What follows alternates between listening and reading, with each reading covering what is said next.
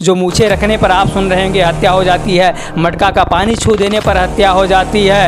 इनमें उनको निकलना नहीं है, निकलना दोपहरिया में निकलना है, निकलने के बाद पीछे झाड़ू गले में आड़ी बांध करके निकलना है, ज़मीन पर थूकना नहीं है। ऐसी घटिया व्यवस्था बनाई उन लोगों ने। ज़िंदगी है, ये कुत्ता उनके थाली में चाट लेवे तो उस थाली को लोग धुल करके अंदर रख लेंगे, लेकिन इसी में से कुछ ऐसी जातियां हैं यदि उस थाली को छू लेवे तो लतियाए अलग से जाएंगे और थाली को बाहर से अलग फेंक दिया जाएगा। तो भारत मुक्ति मोर्चा कहता है तुमने हम लोगों का छूत घोषित किया है, आने वाले समय में तुम नहीं मानोगे तो तुम्हारी भी परछाई पड़ने पर हम लोग नहाएंगे, तुम्हारे भी परछाई पड़ने पर हम लोग सामने से गुजरेंगे तो दिखाई चेहरा नहीं देखेंगे। जो व्यवस्थाएं तुमने निर्माण हम लोगों के ऊपर लागू किया है, आने वाले समय में हम तुम्हारी भारत मुक्ति मोर्चा किसी नाम का परिचय का मोहताज नहीं है। आज यह पूरे देश में काम करने वाला संगठन है। 567 जिला और 32 राज्यों में आपका भारत मुक्ति मोर्चा संगठन काम कर रहा है। ओबीसी अगर हिंदू है तो ब्राह्मण ओबीसी की जात आधारित जनगणना क्यों विरोध में है? तमाम लोग हैं कि नीलका, पियरका, हरका, सफ़ेद का गमछा गले में डाल लेते हैं और सबसे बड़े मिशनरी बनने का दावा करते हैं कि हम सबसे बड़े मिशनरी हैं। जो बाम साहब का ये पर्चा आप देख रहे हैं, इसको ले करके लोगों से चलने के लिए अपील की जा रही है। बाबा साहब तेरा मिशन अधूरा, हम सब मिलकर करेंगे पूरा। ये लड़ाई है कि मूल निवासी बनाम विदेशी, जैसे आप देखिए वो गुमराह करने के बनाया गया कि सबका मालिक एक, तो संगठन ने बताया इस मूल निवासी ओबीसी एससी एसटी का दुश्मन एक। कौन? यूरेशियन विदेशी ब्राह्मण। इस यूरेशियन। नमस्कार, मैं हूं शिवम मिश्रा और आप देख रहे हैं खबर ज्ञान तक न्यूज। हर खबरों पर नजर। Breaking news. बस्ती उत्तर प्रदेश। भारत मुक्ति मोर्चा राष्ट्रीय अधिवेशन की तैयारी के अंतर्गत राज्य अधिवेशन उत्तर प्रदेश को लेकर भारत मुक्ति मोर्चा बस्ती के जिला अध्यक्ष आर.के. आरतियन ने किया प्रेस कॉन्फ्रेंस। जी, मैं जिला अध्यक्ष आर.के. आरतियन, जनपद बस्ती से। आप लोगों का जो अभी राज्य अधिवेशन है उत्तर प्रदेश में, उसको लेकर क्या कुछ कहेंगे और किस प्रकार की तैयारियां? जी, ये जो उत्तर प्रदेश राज्य अधिवेशन भारत मुक्ति मोर्चा का चल रहा है, इसको लेकर के ये केवल बस्ती जनपद में ही नहीं बल्कि प्रदेश के जितने जनपद हैं उसमें ज़ोरों शोरों से तैयारी चल रही है। और हम लोग भी जो बाम साहब का ये पर्चा आप देख रहे हैं, इसको ले कर के लोगों से चलने के लिए अपील की जा रही है कि यह कार्यक्रम आगरा में हो रहा है और यहाँ हम लोग यहाँ भारी संख्या से में निकल करके उस कार्यक्रम को सफल बनावें। इसी उद्देश्य को लेकर के हम लोग लोगों से मिल रहे हैं, अपील कर रहे हैं और खूब तेज़ी से इसकी तैयारी चल रही है और निश्चित है भारी सफलता के साथ सफल होगी। कार्यक्रम का क्या उद्देश्य है? देखिए, जो कार्यक्रम जो भारत मुक्ति मोर्चा का है या कोई अपना उद्देश्य नहीं है। आपको पता होगा यह जो भारत मुक्ति मोर्चा लड़ाई लड़ रहा है, ये आज की लड़ाई नहीं है कि आज की लड़ाई है, ये ऐतिहासिक लड़ाई है, कई हज़ारों साल से चली आ रही है। उस लड़ाई को यह अब अंतिम दौर में जो चल रहा है कि इसको अब पूर्ण रूप से सफल बनाने की जो वर्तमान की लड़ाई है कि मूल निवासी बनाम विदेशी। जैसे आप देखे होंगे तमाम फिल्मों में और कई जगहों पे देवताओं और असुरों की लड़ाई दिखाई जाती है और शूद्रों, ब्राह्मणों, क्षत्रियों, ये जो इनकी व्यवस्थाओं में दिखाया गया है सारा, ये जो लड़ाइयाँ थीं, आज की लड़ाई नहीं। तथा गौतम बुद्धा से आप जब जाएंगे वो भी एक लड़ाई लड़े हमारे लोगों को, तब जा कर के शासन सत्ता आई। फिर उसके बाद कबीर साहब, संत रविदास, फूले, साहू, अम्बेडकर, जो इस लड़ाई को लड़ते चले आए, उसी लड़ाई को भारत मुक्ति मोर्चा लड़ने का काम कर रहा है और इसी उद्देश्य को लेकर के यह कार्यक्रम लगाया गया है, जिसमें आप देख सकते हैं जो विषय लगाए गए हैं कि राष्ट्रपिता महात्मा ज्योतिबा फूले जी ने सत्यशोधक समाज का निर्माण किया था। उस सत्यशोधक समाज में को पुनर्जीवित करना ही व्यवस्था परिवर्तन की पूर्व शर्त है। सत्यशोधक समाज निर्माण का उद्देश्य, विचारधारा और आज की प्रासंगिकता एक गंभीर मंथन। संसदीय प्रणाली को खतरे में डालकर 3.5% अल्पसंख्यक ब्राह्मणों की जनाधार खोती हुई राष्ट्रीय पार्टियों को पुनः स्थापित करने में ईवीएम की भूमिका तथा चुनाव आयोग के द्वारा लोकतांत्रिक मूल्यों को खत्म करने का षड्यंत्र। ओबीसी अगर हिंदू है तो ब्राह्मण ओबीसी की जात आधारित जनगणना क्यों विरोध में है? मूल निवासी बहुजन समाज में 50% महिलाओं के लिए बगैर कोई भी आंदोलन सफल नहीं हो सकता। सीवर टैंक में होने वाली अकाल मृत्यु कैसे रोकी जाए? सफाई कामगार ठेकेदारी प्रथा से मुक्ति दिलाई जाए तथा उत्तर प्रदेश सरकार द्वारा संविदा सफाई कर्मचारी को विनय नियमितीकरण किया जाए। इस प्रकार से भारत मुक्ति मोर्चा का जो मेन अहम मुद्दे होते हैं उसको लेकर के पूरे साल में एक बार राज्य स्तरीय अधिवेशन होता है, जिला अधिवेशन होता है, मंडल अधिवेशन होता है और फिर एक साल में बहुत बड़ा देश में राष्ट्रीय अधिवेशन भी होता है, जिसका अब की बार जो राष्ट्रीय अधिवेशन पिछले साल लखनऊ में था और इस बार नागपुर में हो रहा है। तो ये जो भारत मुक्ति मोर्चा संगठन है यह केवल भीड़ बेस संगठन नहीं है बल्कि प्रशिक्षण बेस कैडर बेस संगठन है और यह केवल समस्या पर लड़ने वाला नहीं संगठन की केवल समस्या पर लड़ता है। आजकल आप देखेंगे तमाम लोग हैं कि नीलका, पियरका, हररका, सफ़ेद का गमछा गले में डाल लेते हैं और सबसे बड़े मिशनरी बनने का दावा करते हैं कि हम सबसे बड़े मिशनरी हैं, सबसे बड़े अम्बेडकरवादी हैं, यदि हम ना होते समाज कब का गर्त में चला गया होता। ऐसा आप देखेंगे हर गांव में 2, 4, 5, 6 मिल जाएंगे, तमाम युवा मिल जाएंगे जो अपने आप को सबसे बड़ा अम्बेडकरवादी बनने का दावा करते हैं। यदि उनसे पूछा जाए कि जो महापुरुष हैं उनका मिशन क्या था और अधूरा क्या रह गया, क्योंकि ये मैं इसलिए कह रहा हूँ कि यह पीढ़ी आप देखें ज़्यादातर जब इनकी रैलियाँ और तमाम जो कार्यक्रम होते हैं तो एक नारा ज़रूर होता है, बाबा साहब तेरा मिशन अधूरा, हम सब मिलकर करेंगे पूरा। यदि उनसे पूछा जाए मिशन क्या था और अधूरा क्या रह गया, कैसे पूरा करेंगे, तो लगभग ये हज़ारों की भीड़ है तो उसमें से कोई सिंगल व्यक्ति नहीं बता पाएगा कि बाबा साहब का मिशन क्या था, अधूरा क्या रह गया और पूरा हमको कैसे करना है।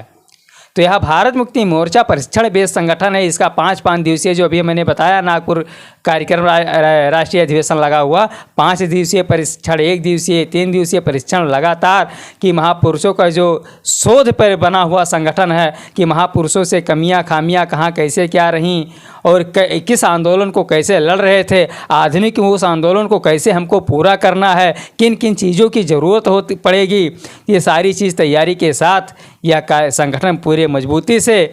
और आज यह संगठन भारत मुक्ति मोर्चा किसी नाम का परिचय का मोहताज नहीं है। आज यह पूरे देश में काम करने वाला संगठन है।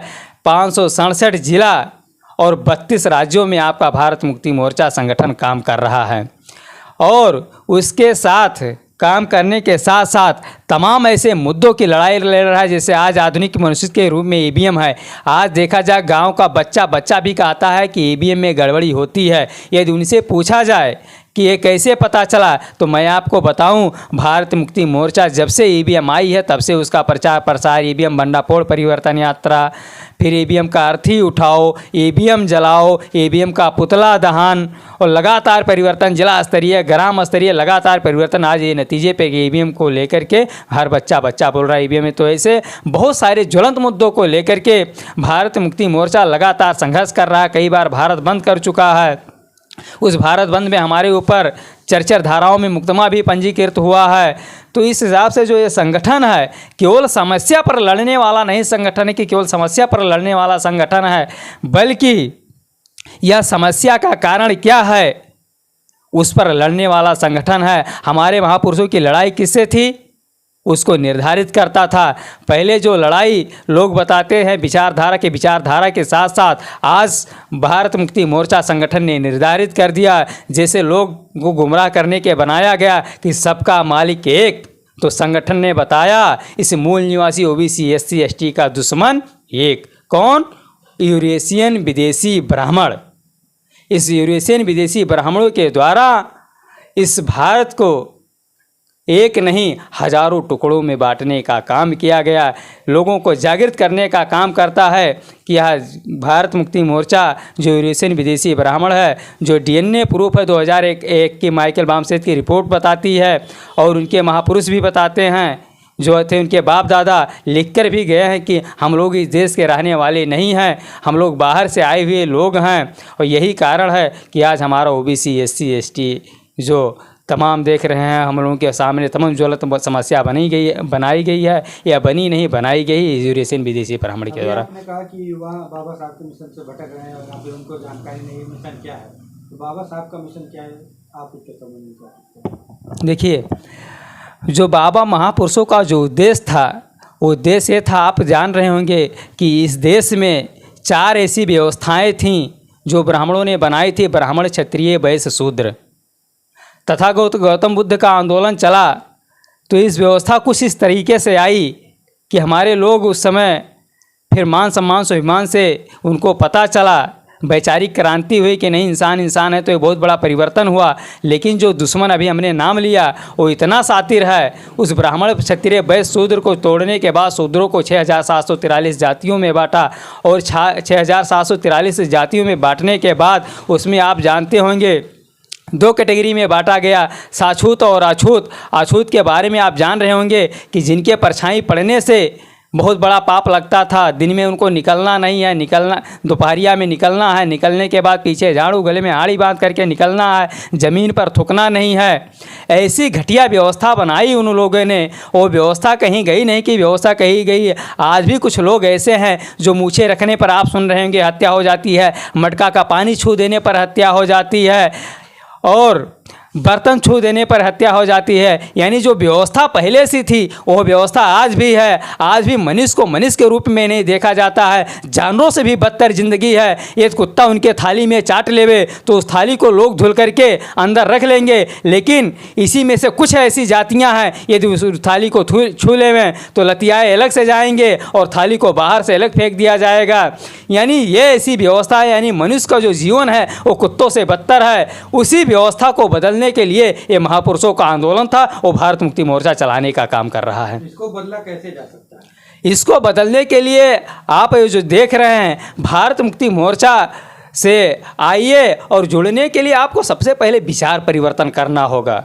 आप लोग देखे होंगे कबीरदास जी ने कहा कि आप ऐसा मानो इंसान इंसान, जब तमाम उनके दोहे आपको पढ़ने को मिलेंगे तो जो जोड़ने का उन्होंने काम किया वो जोड़ने का काम नहीं, आपको विचार परिवर्तन किया। हमारे लोग खुद अपने आप को पहले मानते हैं कि वो तो बड़का हम तो छोटका ही, तो पहले इस चीज़ को ख़त्म करना होगा, पहले विचार परिवर्तन करना होगा, और विचार परिवर्तन करने के बाद फिर व्यवस्था बदलना होगा, व्यवस्था के बाद सत्ता परिवर्तन होगा, सत्ता परिवर्तन के बाद फिर ये जो बात बता रहे हैं फिर हम लोग उसी पे आ जाएंगे। और ऐसा जिन्होंने इस व्यवस्था को जिन्होंने बनाया है, अभी मैंने बताया कि ब्राह्मणों के द्वारा यह व्यवस्था को बनाई गई है, जिन्होंने बनाया है यदि वो लोग इस व्यवस्था को बदलने में बाधक बनते हैं तो भारत मुक्ति मोर्चा कहता है तुमने हम लोगों को अछूत घोषित किया है, आने वाले समय में तुम नहीं मानोगे तो तुम्हारी भी परछाई पड़ने पर हम लोग नहाएंगे, तुम्हारे भी परछाई पड़ने पर हम लोग सामने से गुजरेंगे तो दिखाई चेहरा नहीं देखेंगे। जो व्यवस्थाएं तुमने निर्माण हम लोगों के ऊपर लागू किया है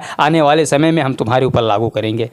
2024 लोकसभा चुनाव के करीब में आपका यह अधिवेशन हो रहा है, तो ऐसा तो नहीं कि 2024 को लेकर कुछ रणनीति तैयार नहीं? जी बिल्कुल, भारत मुक्ति मोर्चा का पहले चीज़ ये जानिए, चुनाव तो बीच में आया हुआ है, लेकिन ये जो राज्य अधिवेशन चल रहा है ये राज्य अधिवेशन आज से नहीं चल रहा कि ये आज से चल रहा है। ये भारत मुक्ति मोर्चा का जब से संगठन बना हुआ हर साल राज्य अधिवेशन होता है, लेकिन भारत मुक्ति मोर्चा 2024 के चुनाव में निश्चित है लोकसभा के चुनाव में भारी भूमिका निभाने का काम करेगा, क्योंकि यह एक ज़िले का संगठन नहीं है, एक प्रदेश का संगठन नहीं, एक मंडल का संगठन नहीं, यह पूरे देश का संगठन है। और यह जो चुनाव होने जा रहा है यह पूरे देश का चुनाव है, तो निश्चित है कुछ बहुत बड़ा भूमिका भारत मुक्ति मोर्चा निभाने का काम करेगा। और क्या कुछ कहेंगे आप जनता से, क्या अपील करेंगे?